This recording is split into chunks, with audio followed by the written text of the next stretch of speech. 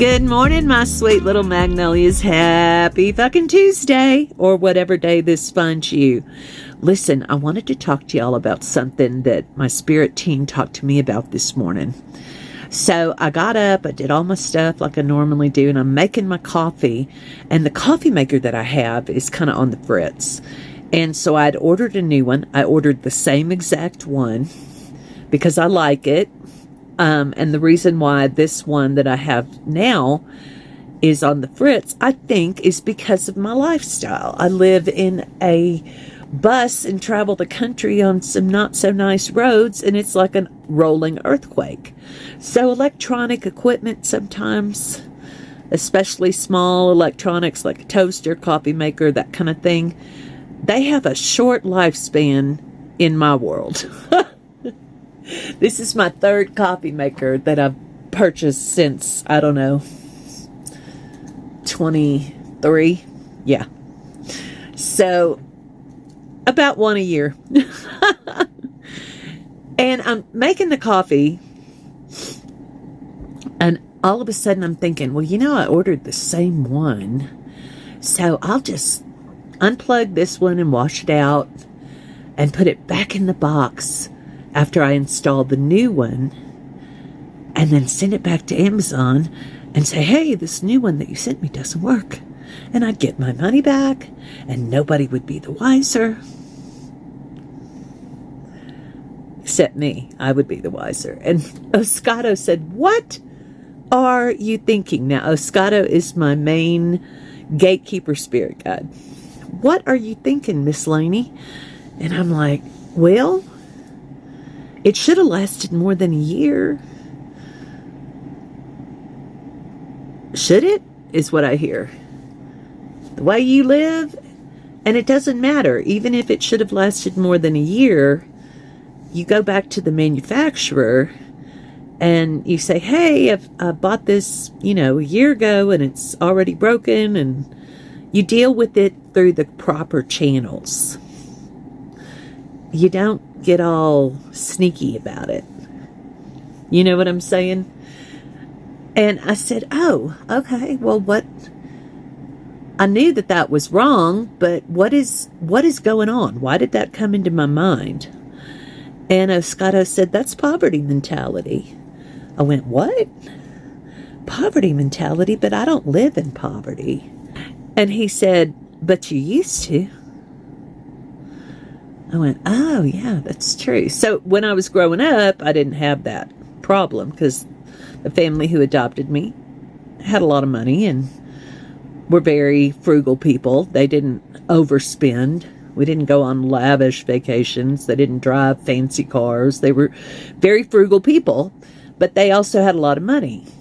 And so I never worried about it. But when I left home at a young age to try to escape the abusive hellhole that I was living in, I learned quick what poverty was. I learned what it was like not to have a roof over your head guaranteed every night. I learned what it was to not have a guaranteed meal 3 times a day, or even once a day sometimes. And over the years, after I got married, had kids, stay-at-home mom, struggled to make ends meet, I got into this poverty mentality, this lack mentality.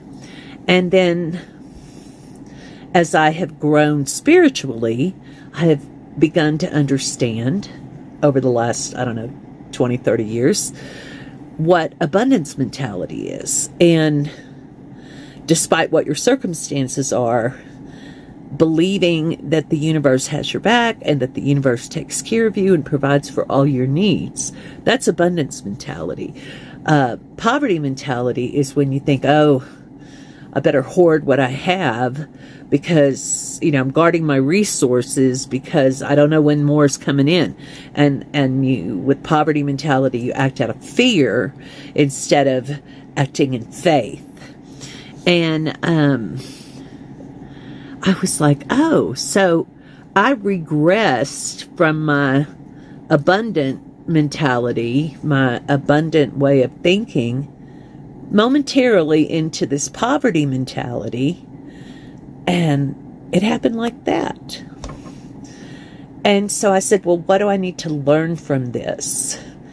And they told me it's all about watching your thoughts, monitoring your thoughts, not allowing yourself to go down these roads of negativity or poverty mindset thinking or lack.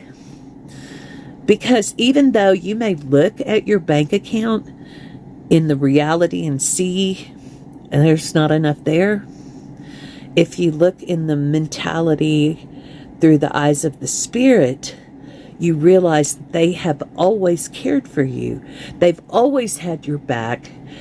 You have always managed it.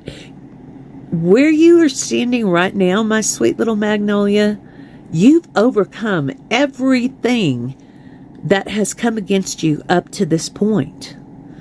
So why would you think you couldn't overcome anything else?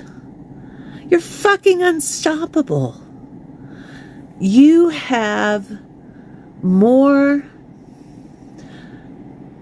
understanding of spiritual concepts than you give yourself credit for. You don't have to be a slave to your thoughts.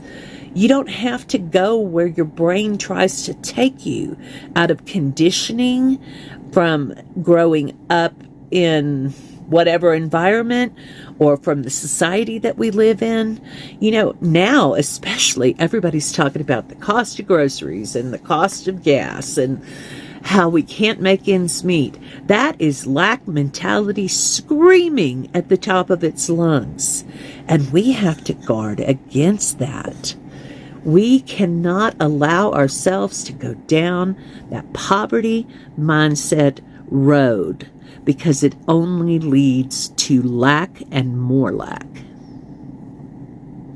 So, what the universe was showing me this morning through that little experience was how easy it is to slip into that poverty mindset, into that fear, into that negative headspace. It is a slippery slope, y'all, and once you allow yourself to start down that slope, it's much harder to get back up to the abundance mentality.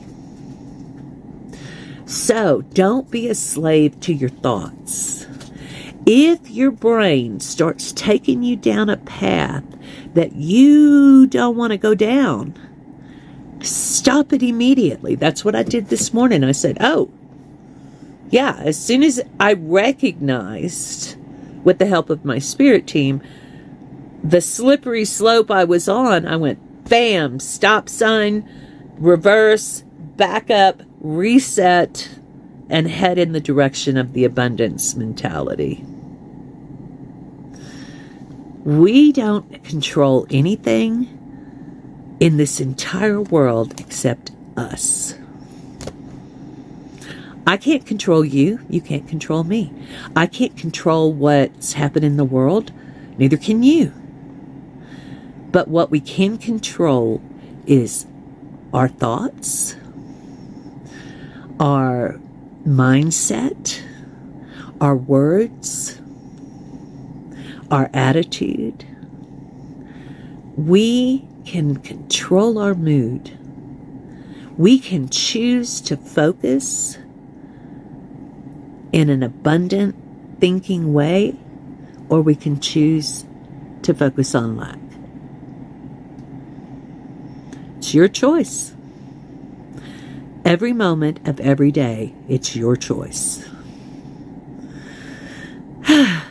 Let me know what y'all think about that. I found it very enlightening. Y'all have a great day. I'll be back with some tarot readings very soon. Love y'all.